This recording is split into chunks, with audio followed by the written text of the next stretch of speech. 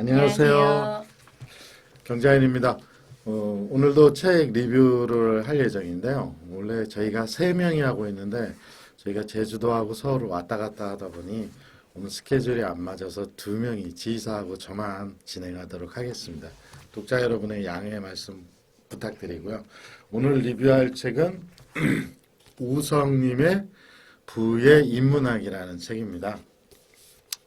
이 우성님은 그 부동산 카페에서 굉장히 유명하신 분으로 알려져 있습니다. 그리고 이제 주변에 분들이 좀 소개시켜 주셔서 책을 구입하게 됐는데요. 상당히 좋은 책인데요. 한번 내용을 보시도록 하겠습니다. 이 책의 목차 소개시켜 드리겠습니다. 크게 4장으로 나뉘는데요. 노예의 삶을 선택한 사람들. 두 번째 장에는 부동산 가격이 움직이는 메커니즘. 세 번째 장은 반드시 이기는 주식 투자법. 네 번째 장은 투자의 길을 만드는 부의 법칙. 이렇게 총 4개의 장으로 구성되어 있습니다. 이 우성님이라고 하는 분은 부동산 스터디인가라는 카페에 이 글을 계속 올리시는 분이고, 한번 글을 올리면 엄청난 반향을 일으키는 분인데, 이 책은 아마도 그때 올렸던 내용을 잘 요약해서 쓰신 책인 것 같다라는 생각이 들고요. 일단 이 책의 총평 먼저 한번 하고 내용을 설명드리겠습니다. 이상무와 보는 총평은 평소에 지한이 아빠가 생각하는 내용과 일치하는 부분이 너무 많아서 놀랐다. 사실 이 책의 거의 대부분의 내용을 전적으로 동의한다. 이렇게 좀 말씀드리고 싶습니다. 지사는 어때요? 네, 저는 20여 명 이상의 경제학자들의 주옥 같은 말들을 모아놓은 부와 관련된 책이다. 네. 여기 등장하는 그 차례 소제목의 목차에만 이렇게 이게 경제학자들이 한 명씩 언급이 되고 그와 관련된 내용들이 좀 나오는데, 이렇게 나오는 경제학자만 21명이더라고요. 소제목에서만 나오는 경제학자가. 그걸 또 다 쉬어봤어요. 그럼요. 그래서 좀 너무 많은 내용을 저에게 전달하는 책이라 다소 좀 정신이 없기도 하고 이걸 다 숙지하느라 조금 버겁기도 한 책입니다. 네.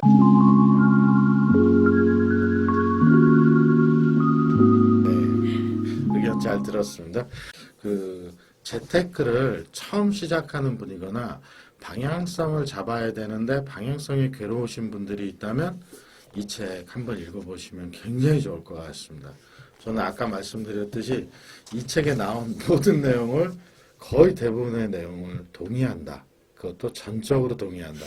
이렇게 말씀드리고 싶습니다. 자, 그럼 이제 중요한 문구 몇 가지 좀 소개시켜 드리겠습니다. 34페이지에 이런 문구가 나옵니다.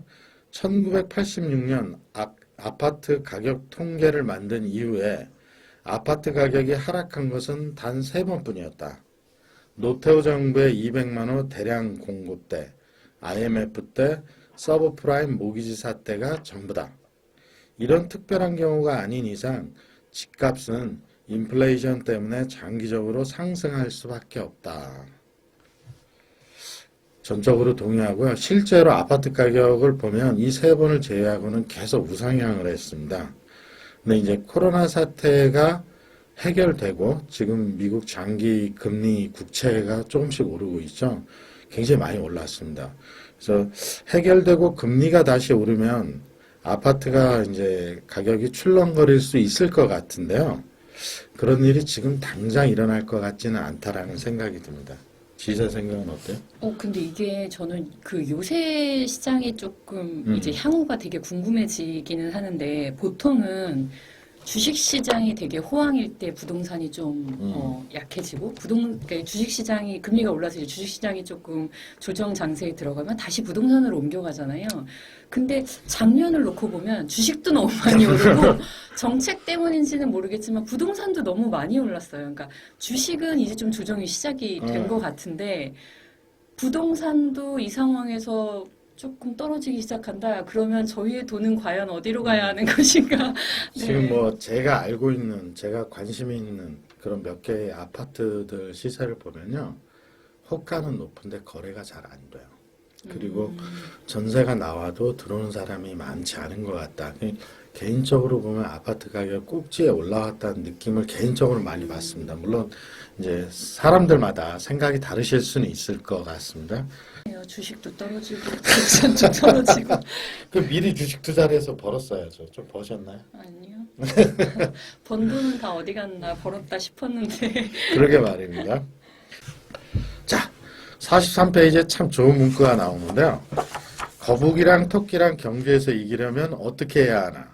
체력을 기르고 노력하고 쉬지 않고 열심히 달리면 이길 수 있는가? 절대 아니다. 요즘 토끼는 낮잠을 자지 않는다. 거북이는 육상 달리기 시합을 하면 언제나 질 수밖에 없다. 거북이는 육상 시합 대신에 수영 시합을 하자고 해야 한다. 이게 전략적 사고다. 너무 많이 보시죠? 이 문구를 읽으면서 깜짝 놀랐어요. 아, 그래, 맞아. 이게 바로 전략적인 사고방식이다. 이런 생각이 좀 들더라고요. 아니, 저는 저희 딸이 이제 초등학교 1학년 때 그 하브루타 독서법 같은 거를 이제 공부했던 적이 있는데 그게 책이나 뭐 짤막한 이제 내용을 읽고 거기에 대한 질문을 서로 하면서 이제 하는 그런 건데 그때 토끼와 거북이가 있었어요. 전래동화 얘기로. 근데 거기에 질문 중에 하나가 거북이는 본인이 느리다는 것도 알고 토끼가 빠르다는 것도 아는데 왜 토끼한테 달리기 시합을 하자고 제안을 했을까에 대한 게 질문이었어요. 근데 제가 그 질문을 받아도 너무 어려운 거예요. 그러네. 그래서 제가 경사한테 물어본 적이 있어요. 네. 그래서 거북이는 왜 질 게 뻔한데 토끼한테 달리기 시합을 하자고 했을까? 그랬더니 거북이는 그냥 토끼랑 시합을 해서 이기고 싶은 게 아니라 그냥 본인이 달리고 싶었던 거야. 본인의 자신과의 싸움을 하고 싶었던 거지 토끼를 이기고 싶었던 게 아니야 이러더라고요. 그래서 그것도 맞는 말이에요. 네, 굉장히 철학적이구나 아이들이 생각보다. 우리는 승패에만 관심 있어가지고. 그쵸. 너무 이렇게 어린의 시각으로 토끼와 거북이를 접한 게 아니었나. 맞습니다. 그것도 아주 좋은 말씀인 것 같습니다. 자, 59페이지 가겠습니다. 이 문구가 지금 이제 소개시키는 이 문구가 우리나라 상황에 딱 맞는 것 같은데요. 읽어보겠습니다. 마오쩌둥이 이렇게 지시했다. 참새는 인민의 양식인 곡물을 훔쳐먹는 인민의 적이다. 적폐다. 참새를 잡아 죽여라. 그래서 중국 인민들이 참새의 씨를 말렸다. 그래서 어떻게 되었을까? 대흉년이 왔다. 참새가 없어지니 해충이 창궐한 것이다. 참새 잡기의 운동은 결국 4천만 명이 굶어 죽는 결과로 이루어졌다. 잘못된 선의의 정책이 지옥의 문을 연 것이다. 중국은 뭐 하나 해도 이게 사이즈가 그러니까요. 우리나라 사람 거의 다 죽은 거잖아요. 4천만 명이면. 그러니까 이제 이 문구를 읽으면서 지금 문재인 정부 때 부동산 대책이 이제 몇 번 나왔는지 기억도 안 나는데요. 25번째인가 6번째일 거예요, 지금. 그 정책을 만들면서 다 이와 같이 선의의 개념으로 정책을 만들었겠지만 이 잘못된 선의가 결국 지옥의 문을 열고 있는 게 아닌가라는 생각도 좀 가져봅니다. 대표적으로 이제 주택 임대차 3법 같은 경우에 지금 시장의 부작용이 엄청 크잖아요. 그 부작용 중에 대표적인 사례가 이런 거예요. 아파트가 두 개가 있어요. 똑같은 아파트가. 얘는 부동산 임대차 3법이 시행되기 전에 전세를 얻었어요. 그래서 얘가 만약에 3억이었다고 쳐요. 그래서 얘는 임차권을 갱신했어요. 그러면 얼마예요? 5% 올랐으니까 뭐 3억 거의 그대로죠. 근데 이제 전세 물량이 싹 말라버렸을 거 아니에요. 바로 옆에 있는 이 집은 전세를 6억에 얻어야 되는 거예요. 그러니까 지금 전세 세입자를 보호해야 한다는 차원으로 임대차 3법이 통과됐는데 기존의 임대차 3법이 통과되기 전까지는 이 사람이 이 통과되기 전에 전세를 얻었던 분은 지금 그 혜택을 보지만 그렇지 않은 분은 전세 물량이 없다 보니까 6억의 전세를 거의 2배 가까운 돈을 주고 전세를 얻고 있거든요. 거의 바로 옆에 집인데. 바로 옆에 집인데. 그럼 그게 맞는 거냐? 이 시장 경제에서 이게 맞는 거냐? 이런 걸 좀 생각해 볼 필요가 있습니다. 근데 2년이 지난 후에 이분도 이제 전세를 얻으셔야 되잖아요. 뭐 구입을 하시지 않고 전세를 계속 사신다고 하면 이 사람도 그러면 실제로 집주인은 지금은 여기가 6억이지만 이분이 전세를 얻을 때는 8억이 돼 있을 수도 있지 않을까 이런 생각을 가져봅니다. 근데 이게 글쎄 모르겠어요. 어쨌든 경제는 시장 경제의 논리에 이제 맡겨야 되는 게 국가의 개입을 최소화하는 게 어찌 보면 이제 당연한 그게 이제 순리인 것처럼 이제 얘기가 되어지긴 하는데 그건 이제 뭐 부를 좀 가지고 있는 기득권 세력 입장에서 보면 시장 경제의 논리로 따지면 내가 뭔가를 더 가질 수 있기 때문에 그렇기는 한데 없는 사람 입장에서는 정책이라도 그렇게 해서 내가 나에게 뭔가 조금이라도 기득권의 입장에서 보면 불평등할 수 있지만 조금이라도 혜택이 생긴다면 그거에 어쩔 수 없이 표를 던지고 심리적으로 움직이는 것 자체가 그럴 수밖에 없는 것 같아요. 그래서 참 뭔가 그 재산의 증식으로만 놓고 보면 책에서 얘기하는 말이 맞지만 같이 살아가는 공동체 입장으로 보면 그렇죠. 마음 그- 한편에 그 마음 한편에 저희가 이 유튜브를 경자인을 시작하면서 그래도 적지 않은 책을 지금 읽어오고 있거든요. 재테크와 관련돼서 여러 책을 읽고 있는데 읽으면서 사실 저 개인적으로는 예전에도 책을 많이 읽었습니다만 우리가 같이 살아가는 공동체는 어떻게 해야 하는가 이런 생각을 많이 갖기는 합니다. 예전보다는 그런 고민의 깊이가 깊어진 건 사실이에요. 자, 다음 보겠습니다. 진짜 재미있는 문구가 이제 나오는데 64페이지에 읽어보겠습니다. 이해하기 쉽도록 부동산을 예로 들어보자.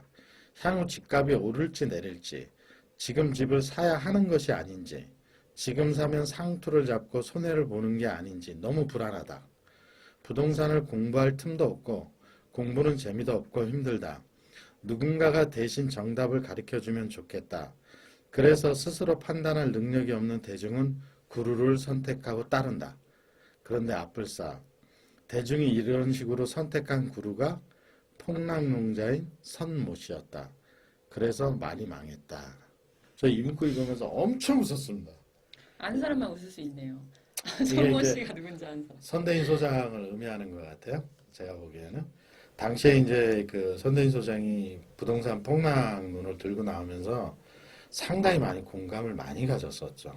사실 저도 그분이 쓰신 책 이런 것도 제가 사보기도 했습니다. 근데 그때 당시에 저는 이제 그분의 선택과 다른 선택을 해서 그나마 이제 저는 그 피해를 좀 줄일 수는 있었는데요. 사실 이 말이 막 이렇게 가슴에 와닿습니다. 당시에 선택을 그분이 말씀하신 대로 선택을 하셨던 분들은 진짜 많이 망했다. 이렇게 얘기할 수 있을 것 같습니다. 망했다기보다는 수익을 적게 얻었다. 아니죠. 망했죠. 아, 망한 건가요? 왜냐면 아, 망한 사람들 많아요. 그때. 예, 집을 가지고 있던 분들도 많이 팔았거든요. 팔았으니까. 팔고 전세로 아, 전세로 옮기고 뭐 은행에다 예금을 해놨는데 실제로 이제 집값이 이렇게 폭등을 해버리니까 제가 뭐 개인적으로 선대인 소장이라는 사람한테 불만이 있거나 그런 건 아니고요. 지나고 보니까 이 지금 저자가 얘기한 이 문구가 너무 가슴에 와닿는 것이죠. 자, 133페이지에 이런 문구가 나옵니다. 서울 부동산 가격을 안정시키는 방법은 양도소득세 중과 철회, 서울 재개발 재건축 규제 폐지, 임대주택 건설 확대이다. 정권이 바뀌든 안 바뀌든 시간이 지나면 재개발 재건축을 할 수밖에 없는 것이다.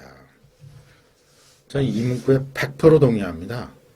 첫 번째로 양도세 중과 철회. 이건 굉장히 이슈가 많은 불같은 사실은 그 아이템이죠. 양도세 중과를 철회해주면 그 양도세를 안 내니까 상가과 지금 판가격의 차이가 되게 많이 나면 결국 아파트를 갖고 있는 사람만이 혜택을 보는 문제가 발생하고요. 재개발 재건축 규제 폐지 대표적으로 잠실 5단지 같은 경우 지금 굉장히 오래됐는데 재개발 재건축을 거기 이제 재건축이죠. 재건축을 진행을 못하고 있거든요. 그런데 정부는 그건 그냥 두고 다른 데다가 지금 막 이렇게 공공임대라든지 공공재개발을 하겠다고 이렇게 하고 있는데 사실 그게 옳은 방향이 아닌 것 같다는 생각이 저는 좀 많이 듭니다. 임대주택의 건설 확대. 저는 여기에 뭐 전적으로 동의합니다. 임대주택은 굉장히 많이 져야 되는 게 맞다 이렇게 생각을 하는데요. 시간이 지나면 정권이 바뀌든 안 바뀌든 재개발 재건축을 할 수밖에 없거든요. 왜냐하면 집이 노후화가 되니까 장기적으로는 해야 되는데 현재의 정부에서는 그런 것들은 배제한 상태로 이제 주택 공급을 늘리려고 하시니까 계속 문제가 발생하는 게 아닌가라는 생각을 갖습니다. 근데 뭐 정치를 하는 사람 입장에서는 정책 자체를 장기로 가져가는 게 어렵기는 하죠. 그렇죠. 왜냐하면 어렵긴 하죠. 대권은 5년이면 끝나게 되니까요. 정치 세력은.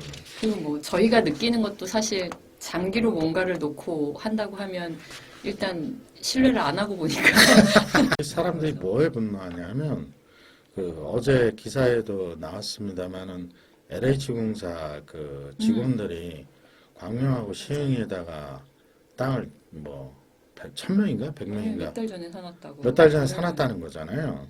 그러니까 우리나라 사람들이 되게 흥분을 하고 그걸 못 참는 건 공평한 기회인 것 같아요. LH 직원들은 자기네들이 다 조사를 하고 기획을 하니까 어디에 땅을 사는지 다 어디에 그 지구가 결정되는지 다 알다 보니까 내부 정보를 이용해서 샀다는 거잖아요. 개인적으로 그런 사람들은 다 해고시켜야 되지 않나. 어떻게 생각해요? 상고는 어떻게 할까요? 상고 환수? 그 시장 경제니까 환수는 못 시키겠죠. 그렇죠. 환수는 못 시키겠지만 직장에서 다 내쫓아야 되는 거 아닌가. 그 주식은 내부자 거래를 하면 위법인 거잖아요, 위법. 맞습니다. 그 이런 거는 이것도 위법인가요? 경찰이 조사를 시작했다고 하는데 뭐 어떻게 될지는 제가 뭐 소심으로서 알 수는 없지만 하여튼 기분은 엄청 안 좋더라고요.